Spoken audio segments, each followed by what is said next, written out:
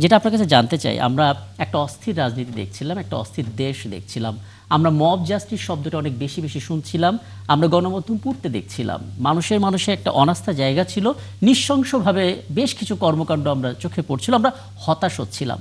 তারেক রহমানের দেশে ফেরাটা আসলে আপনি কিভাবে দেখছেন? এই হতাশা, এই অস্থিরতা কতটা কমাতে পারেন? দায়িত্ব তো অনেক। আপনাকে ধন্যবাদ জানাচ্ছি এবং এই আলোচনায় সংযুক্ত আছেন সাইফুল ভাই এবং ব্যারিস্টার মাহবুবউদ্দিন খোকন ভাই এবং যারা শুনছেন সবার জন্য শুভেচ্ছা রইল।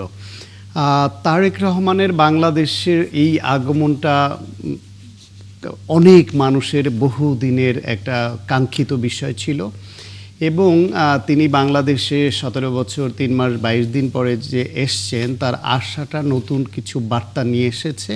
এটা খুব সিম্পল কিছু জিনিস থেকে আপনি বুঝতে পারবেন যে ট্রানজিশনাল বিষয়গুলো, যে তিনি কি চেঞ্জ কিভাবে আনছেন, কত সিম্পল বিষয় অথচ ভাবলে মনে হবে কত গভীর।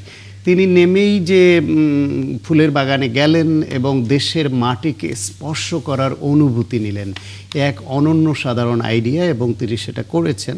তার বাবা মুক্তিযোদ্ধারা দেশকে যখন বিজয় এনে দিল, তারপর তারা মাটি ধরে শপথ করেছিলেন, মাটি ছোঁয়ার অনুভূতি নিয়ে যেরকম আবেগপ্রবণ হয়েছিলেন, তারেক রহমান সেটা করলেন।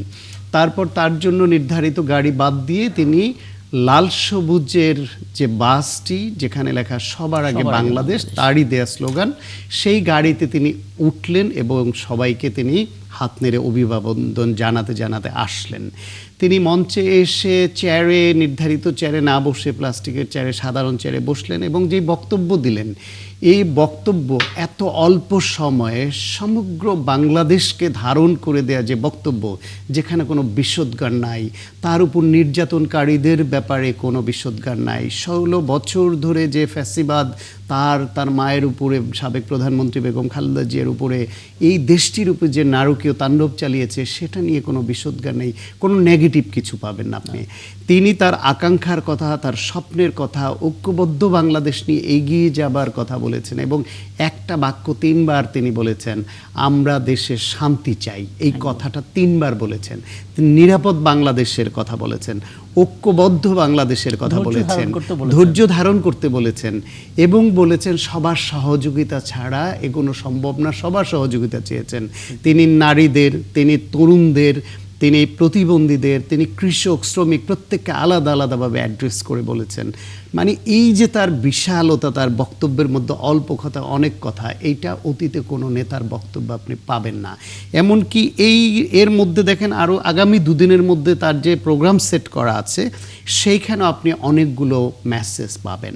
আগামীকাল তিনি তার প্রয়াত পিতা শহীদ প্রেসিডেন্ট জিয়াউর রহমান, যিনি মুক্তিযোদ্ধা, সেক্টর কমান্ডার, স্বাধীনতার ঘোষক, তার কবর জিয়ারত করতে যাবেন।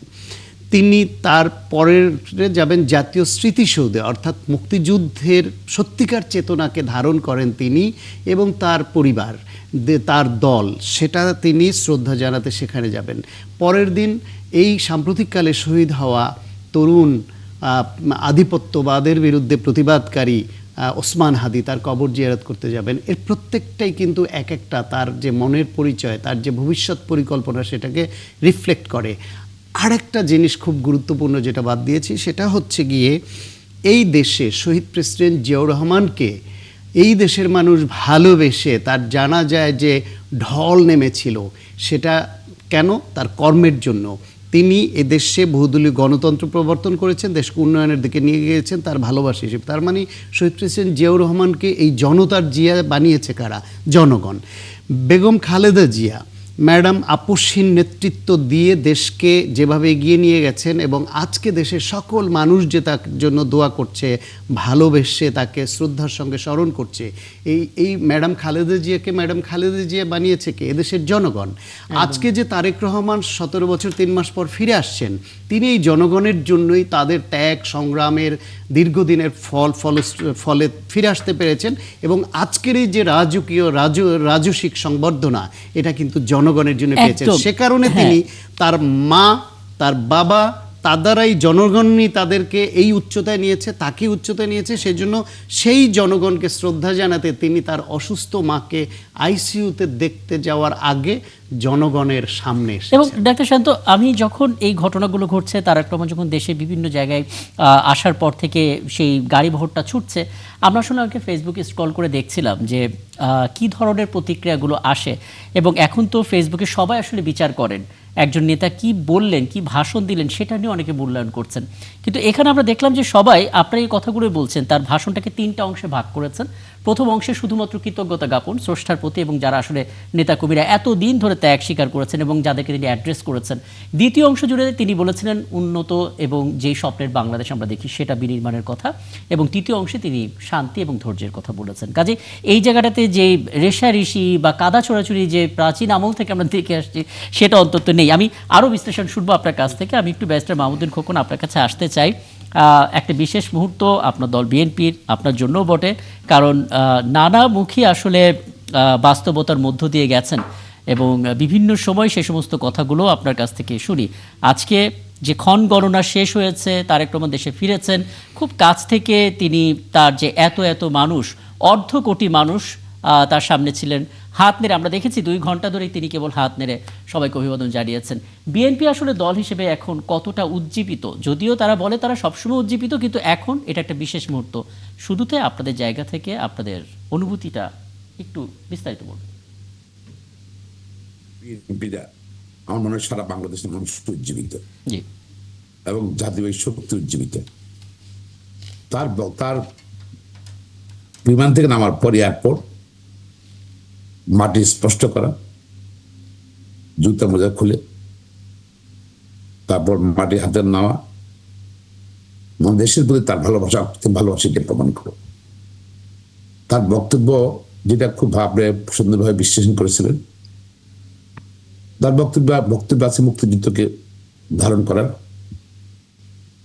24-এর গণ অভ্যুত্থানে যারা নিহত হয়েছিল ধারণ করা, যে ধারণ করেই কিন্তু উনি আগেতে চান। তার বক্তব্যের মধ্যে কোনো হিংসা ছিল না, প্রতিরোধ ছিল না, কিন্তু উনি কিন্তু হিংসার শিকার, প্রতিষ্ঠার শিকার। তার বক্তব্যে জাতীয় ঐক্যের কথা বলা আছে। তার বক্তব্য ছিল কিশোরের কথা, শ্রমিকের কথা, ছাত্রের কথা, যুবকদের কথা, বয়স্কদের কথা, এমনকি আপনার সর্বস্তরের মানুষের কথা বলা ছিল। তার বক্তব্য ড্রিমের কথা বলা ছিল, এইমের কথা বলা ছিল, যেটা অবশ্য ড্রিমটা তার 23 সালে উনি একটা ড্রিম, তার 31 কর্মসূচির মধ্যে যে সংস্কার কর্মসূচি ঘোষণা করেছেন, সেখানে কিন্তু অনেক ড্রিম রিফ্লেকশন পাওয়া যায়। এবং সেখানে সে বুঝিয়েছেন যে অচলীয় ধারায় যেভাবে দেশ চলছে, দেশ চলতে পারেনি ভাবে।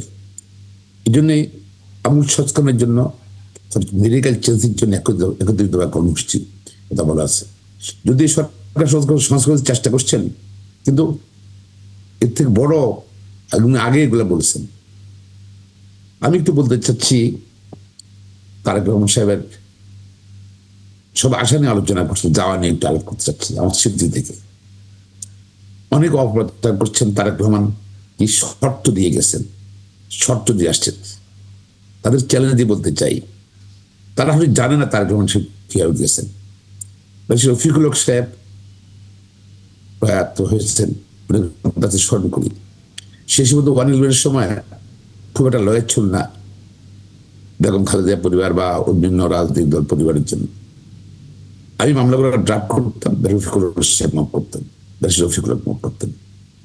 তার রহমান সাহেবের লাস্ট যে মামলাটা, যেটা দিয়ে উনি বিদেশে গেলেন, তারপর আমাদের সামার হল প্রায় 15 দিন বন্ধ হয়ে যাবে। লাস্ট আইটেম ছিল এটা। এবং সেখানে বিদেশি চিকিৎসার জন্য সুপ্রিম কোর্ট আপিল ডিভিশন তাকে পারমিশন দিয়েছে টু গো অ্যাব্রড। যদি সুপ্রিম কোর্ট যদি সেই সময় যদি পারমিশন দিয়ে থাকে বিদেশে যাওয়ার জন্য, কি বাধা সৃষ্টি করতে পারবে? বাধা দিতে পারবে? পারমিশন দেওয়া লাগে, জিজ্ঞাসা করা লাগে। আছে অনেক অল্প কাহিনী ছড়াচ্ছে, অনেকে বলছেন গত 15 বছর মিথ্যা কথা, মিথ্যাচার বলে গেছেন। আর সে মিথ্যাচার গুণা এটা ব্যাখ্যা দেওয়া উচিত। I was is lawyer.